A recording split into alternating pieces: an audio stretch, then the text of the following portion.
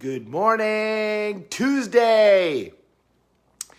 So Lauren LaHave was one of the presenters,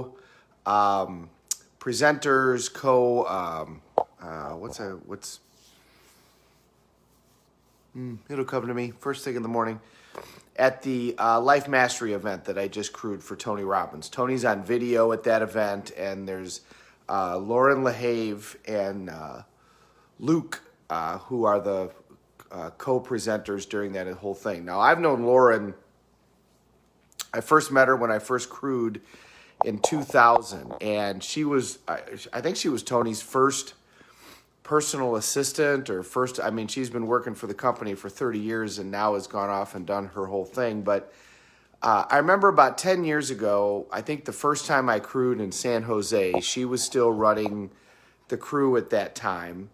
And Lauren would do a lot of separate presentations, especially on RPM, which is a planner system, kind of the Stephen Covey planner on steroids, because of course it's a Tony system, so it's all like off the chart. But Lauren would do her own presentations, and she's just amazing. And she's big on vision boards. She's done a vision board for herself every year, and she keeps them all.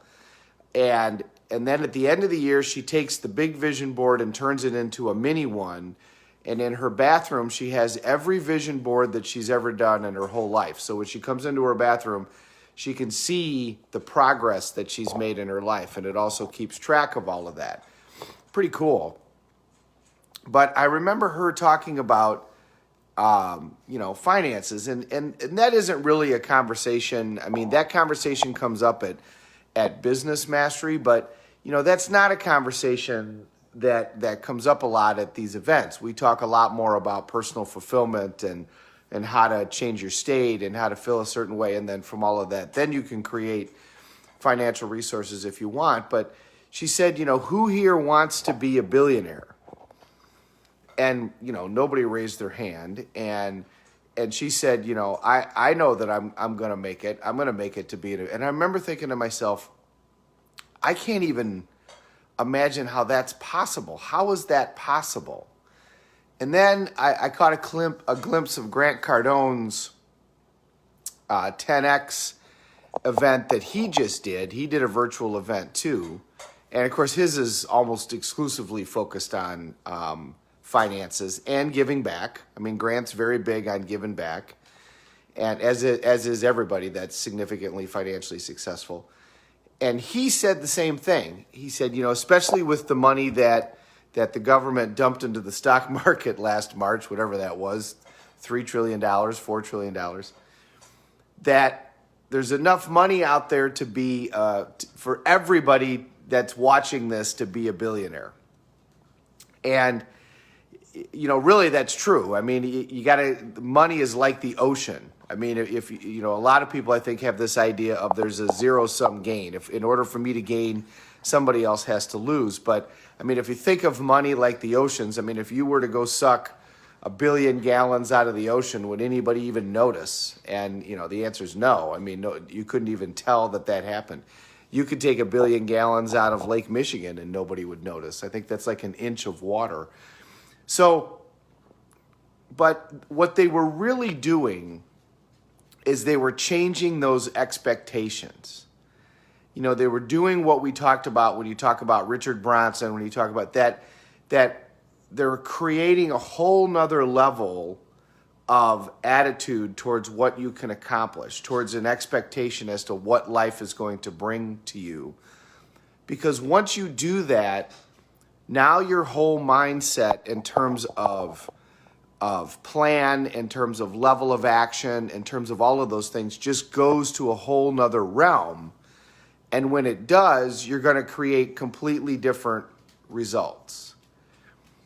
So when you're setting these outcomes for this year in terms of how much weight you want to lose, how in shape you want to be, the relationship that you want to have, I mean, you can be quote unquote realistic with regards to those things. 8 below outside and the dog wants to go hang out outside. You can be realistic when it comes to those things, and that's great. And to an extent, You need to be realistic in terms of time. Okay, where do you want your focus to be? You know, I mean, if you say you want to be a billionaire by 35, but you want to be the greatest parent ever, you know, you've got to be really careful with that, because there is a time component to all of this.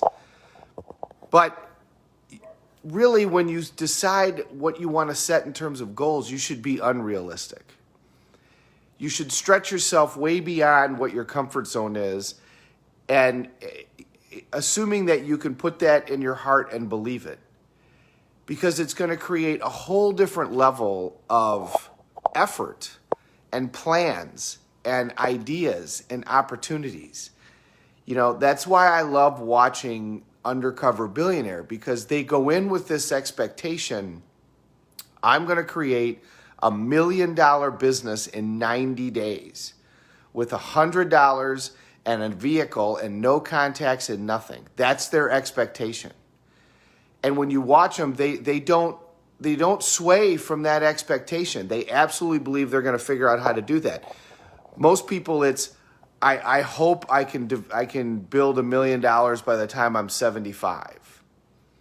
As opposed to, I'm going to create $1 million company this year. What if your expectation is, I'm going to create $1 million company this year? Okay, is that realistic? Maybe, maybe not, but your approach is going to be completely different.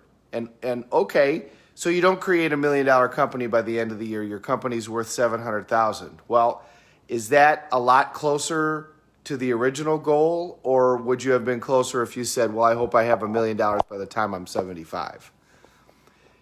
When it comes to approaching these things, that old adage of shoot for the moon and you end up in the stars, there's a lot of truth to that.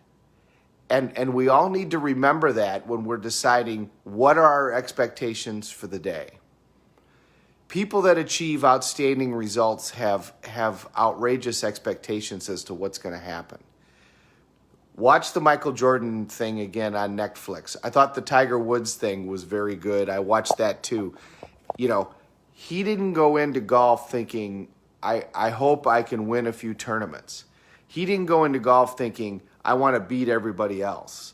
He went into golf thinking, I'm going to be the best in the history of the sport. You know, his dad said when he was young, he's going to transcend this sport. And he did. He's going to totally change the way that this sport is played. He did. He did all of those things. If there wasn't that expectation, would he have created that same outcome? I don't think so. So whatever your expectation is for today and this week and for this year, I invite you to take a look at it and decide, you know, what really are your limits? Because we don't have any. As humans, we need to remember that anything is possible.